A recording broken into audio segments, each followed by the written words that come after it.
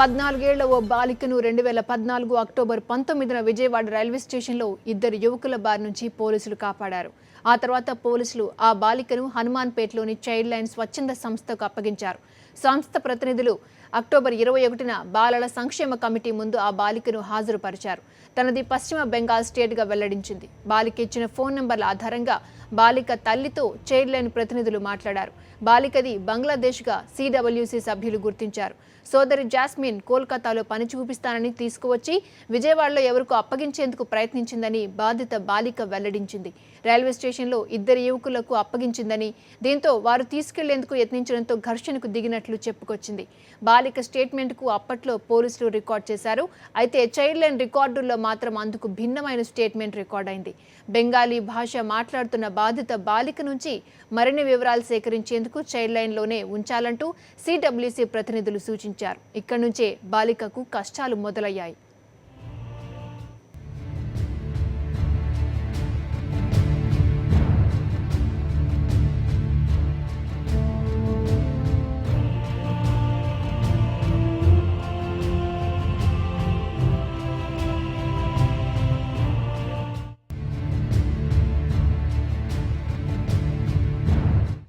ఒక అమ్మాయి బంగ్లాదేశ్ నుంచి వచ్చి ఇక్కడ ఉండటం జరిగింది.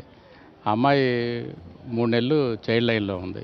సిడబ్ల్యూసి ఆర్డర్స్ ప్రకారమే ఉంది. ఇక్కడ ఉంచాల్సినటువంటి అవసరాన్ని బట్టే ఉంచాం.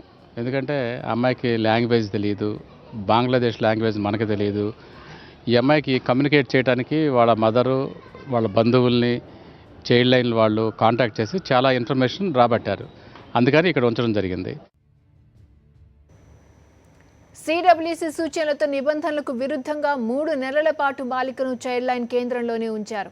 అందులో పనిచేస్తున్న ఇద్దరు వ్యక్తులు బంగ్లాదేశ్ బాలికపై లైంగిక వేధింపులకు పాల్పడినట్లు తెలుస్తోంది. ప్రతిరోజు రాత్రి సమయాల్లో లైంగికంగా వేధించేవారని బాధిత బాలిక ఆరోపిస్తోంది. ఈ క్రమంలోనే బాలిక పూర్తి వివరాలు లభించలేదంటూ కోల్కతా సిడబ్ల్యూసికి బాలికను అప్పగించాలని చైల్డ్ లైన్ కోఆర్డినేటర్కు లిఖిత పూర్వకంగా లేఖను సత్యనారాయణపురం పోలీస్ స్టేషన్ హౌస్ ఆఫీసర్కు అందించారు.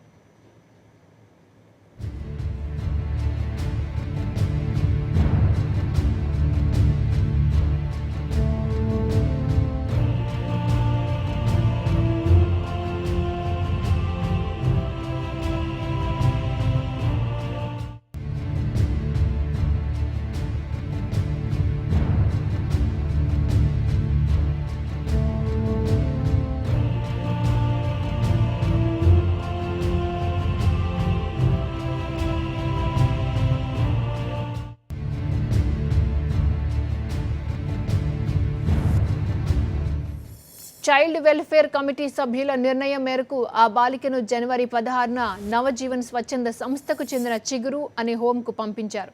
అక్కడికి వెళ్లిన తర్వాత కూడా ప్రతి వారం హనుమాన్పేటలోని బాలల సంక్షేమ కమిటీ ముందు బాలిక హాజరవుతూ ఉండేది. బాలికకు కౌన్సిలింగ్ చేస్తూనే కమిటీ పూర్తి వివరాలను సేకరించేది. ఈ నెల 7వ తేదీన కమిటీ ముందు హాజరైన బాలిక చైల్డ్ లైన్లో 3 నెలలుగా తనపై లైంగిక వేధింపులు జరిగినట్లు వెల్లడించింది.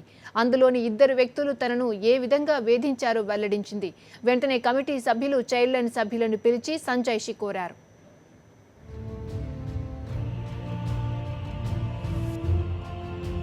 మా దృష్టికి రావటం అయితే సిడబ్ల్యూసి వారు పిలిచి మాకు చెప్పడం ఏప్రిల్ 7వ తారీఖు పిలిచి చెప్పడం జరిగింది మధ్యాహ్నం పూట. వెంటనే ఇంటర్నల్ కమిటీ ఒకటి వేయటం, దాని మీద ఎంక్వైరీ చేయటం, అభియోగాలు వచ్చిన వాళ్ళ మీద. తర్వాత సిడబ్ల్యూసి కూడా ఇంకా ముందుగా స్పందించి వాళ్ళు ఒక కమిటీ వేయటం, వివిధ సభ్యులతో కమిటీ వేయటం. అందులో ఒక డిపిఓ గారు కూడా డిస్ట్రిక్ట్ ప్రొబేషన్ ఆఫీసర్ ఉండటం, నగరంలో పెద్దగా ఉన్న ఎంసీ దాస్ గారిని, జేజే యాక్ట్లో నిపుణులైన జేజేబీ మెంబర్ కృష్ణప్రసాద్ గారిని, అట్లాగే మంచి కౌన్సిలర్ అయిన సిస్టర్ తెరేసా గారిని, నలుగురితో కమిటీ వేయటం. ఆ కమిటీ జరుగుతూ ఉంది, 3 రోజులు జరుగుతూ ఉంది. వాళ్ళు చైల్డ్ లైన్ మెంబర్స్ అందరిని కూడా విడివిడిగా చక్కగా చాలాసేపు అన్ని విషయాల మీద ఆరాధీయటం. బాలికపై జరిగిన లైంగిక వేధింపులను కలెక్టర్ దృష్టికి వెళ్లింది. విదేశీయురాలైన ఆ బాలికను ఏ అధికారంతో 3 నెలల పాటు ఆశ్రయం కల్పించారంటూ మహిళా శిశు సంక్షేమ శాఖ నుంచి వచ్చిన అభ్యంతరాలతో బాలికను ప్రజ్వల్ హోంకు తరలించారు. ఈ క్రమంలోనే బాధిత బాలికపై జరిగిన లైంగిక వేధింపుల అంశం కూడా జిల్లా కలెక్టర్ దృష్టికి వెళ్లింది. దీంతో 6 జిల్లా స్థాయి అధికారులతో కూడిన టాస్క్ ఫోర్స్ను ఏర్పాటు చేసి విచారణకు ఆదేశించారు జిల్లా కలెక్టర్. మహిళా శిశు సంక్షేమ శాఖ ప్రాజెక్టు డైరెక్టర్ కృష్ణకుమారి కన్వీనర్గా ఈ కమిటీ బాధితురాల్ని విచారించింది. లైంగిక వేధింపులకు సంబంధించిన వివరాలను సేకరించింది.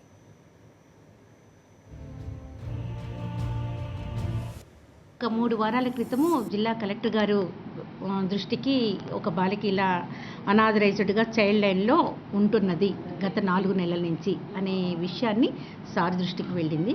జిల్లా కలెక్టర్ గారు నేను women and child welfare department పీడీని కాబట్టి నాకు ఈ విషయం మీద కనుక్కొని ఆ అమ్మాయిని ఇమీడియట్గా డిపార్ట్మెంట్ హ్యాండ్ ఓవర్ చేసుకోమని ఇన్స్ట్రక్షన్స్ ఇచ్చారు.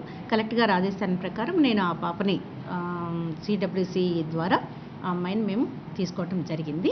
ఆ పాపకు సంబంధించి కొన్ని విషయాలు అంటే చైల్డ్ లైన్లో ఆ అమ్మాయి ఏదైనా ఇబ్బంది పడ్డది అన్నట్టుగా కొన్ని ఇష్యూస్ తెలుసున్నాయి. వాటి మీద కూడా మేము జిల్లా కలెక్టర్ గారి ఆదేశాల ప్రకారం టాస్క్ ఫోర్స్ కమిటీ ఎంక్వైరీ జరుగుతున్నది. ఈ వ్యవహారంలో బాలల సంక్షేమ కమిటీ పాత్ర కూడా వివాదాస్పదంగా మారింది. ఓ విదేశీయురాలైన బాలికను ప్రభుత్వ శాఖల పరిధిలోనే ఉంచాలనే చట్టాన్ని విస్మరించి ఓ ఎన్జీఓ అధీనంలో ఉంచడంపై కమిటీ సభ్యులు సమాధానం చెప్పలేకపోతున్నారు. జువైనల్ యాక్ట్ ప్రకారం లైంగిక వేధింపులకు సంబంధించి ఎటువంటి సమాచారం తెలిసినా వెంటనే పోలీసుల దృష్టికి తీసుకెళ్లాలి. ఈ అఘాయిత్యానికి పాల్పడిన వారిపై కేసు నమోదు చేయాలి. పోలీసులు సైతం ఫిర్యాదు అందిన వెంటనే కేసు నమోదు చేయకపోయినా, ఉన్నతాధికారుల దృష్టికి తీసుకెళ్లకపోయినా బాధ్యులైన వారికి 6 నెలల జైలు శిక్షతో పాటు జరిమానా విధించాలని చట్టం చెప్తోంది. సిడబ్ల్యూసి ఎదుట బాలిక తనపై జరిగిన లైంగిక వేధింపుల విషయం వెల్లడించినప్పటికీ వారు పోలీసులకు ఎటువంటి లిఖితపూర్వక ఫిర్యాదు చేయకపోవడం పలు అనుమానాలకు దారితీస్తోంది.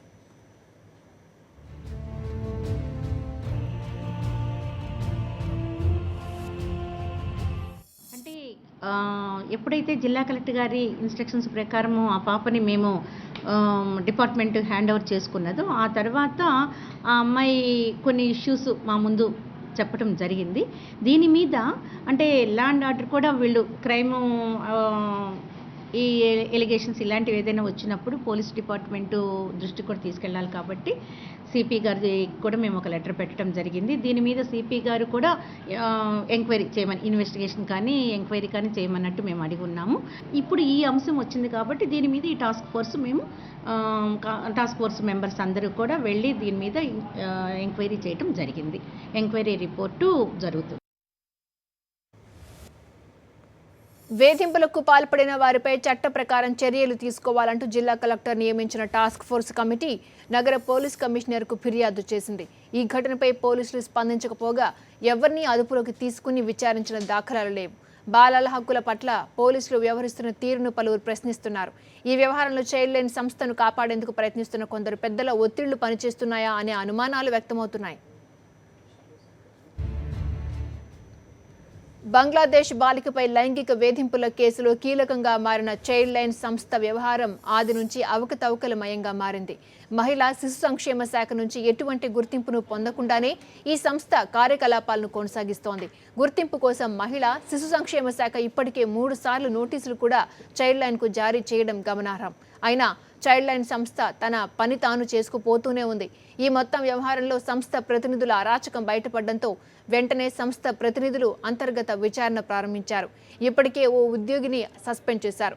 ఇక్కడ జరుగుతున్న అవకతవకలపై చెన్నైకి చెందిన చైల్డ్ లైన్ ఇండియా ప్రతినిధులు విజయవాడకు చేరుకుని విచారణ ప్రారంభించారు.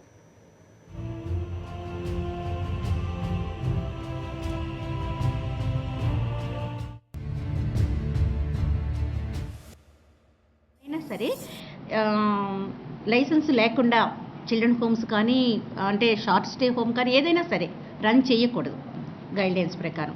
ఆ ప్రకారంగా మేము వాళ్ళకి నోటీస్ ఇష్యూ చేయడం జరిగింది. ఇది 3rd టైం. అంటే 3 టైమ్స్ నోటీస్ ఇష్యూ చేసిన తర్వాత మేము యాక్షన్ తీసుకోవడం జరుగుతుంది. మేము మొన్ననే 3rd టైం కూడా నోటీస్ ఇష్యూ చేశాము. బట్ వాళ్ళు మాకు ఒక రిప్లై ఇచ్చారు. మేము అంటే ఏదో వెబ్సైట్ ఓపెన్ చేస్తే మాకు అది ఓపెన్ అవ్వలేదు, అందుకని మేము చేయలేకపోయాము. ప్లస్ మేము చైల్డ్ లైన్ వాళ్ళమి మాకు అంటే ఇది అక్కర్లేదు, లైసెన్స్ అక్కర్లేదు అన్నట్టుగా వాళ్ళు ఇంతకుముందు గతంలో వెర్షన్ చెప్పారు. బట్ వాళ్ళకి లైసెన్స్ అవసరమేనండి. ప్రజ్వల హోంలో ఉన్న బంగ్లాదేశ్ బాలిక న్యాయం చేయాలని వేడుకుంటోంది. విషయం ఓ పలుకుబడి ఉన్న స్వచ్ఛంద సంస్థకు బాలల హక్కుల కమిటీకి కూడా సంబంధం ఉన్న అంశం కావడంతో విచారణ అంశాలను కూడా బయటకు పొక్కనివ్వకుండా అధికారులు జాగ్రత్త పడుతున్నారు. ఓవైపు టాస్క్ ఫోర్స్ ఈ అంశంపై విచారణ చేస్తుంటే మరోవైపు juvenile act project officer Krishnaveni నేతృత్వంలో చైల్డ్ లైన్ సంస్థ మరో కమిటీని సొంతంగా వేసుకుని విచారణకు సిద్ధపడడం పలు అనుమానాలకు తావిస్తోంది.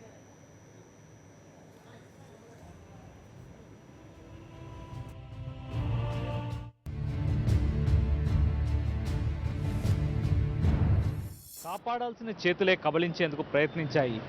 ఆసరాగా నిలవాల్సిన వ్యక్తులే ఆమె అసహాయతను అలుసుగా తీసుకున్నారు. రక్షణ కల్పించాల్సిన కాకిలు ఉదాసీనంగా వ్యవహరించడంతో ఈ దేశంలో మైనర్ బాలికలకు దక్కే న్యాయం ఇదేనా అంటూ ఆ బంగ్లాదేశ్ బాలిక మౌనంగా రోధిస్తోంది. ఇకనైనా అధికారులు స్పందిస్తారా, ఆ బాలికకు న్యాయం జరుగుతుందా అనేది వేచి చూడాల్సిందే. వీడియో జర్నలిస్ట్ దాసుతో రాజా రమేష్, సాక్షి టీవీ, విజయవాడ.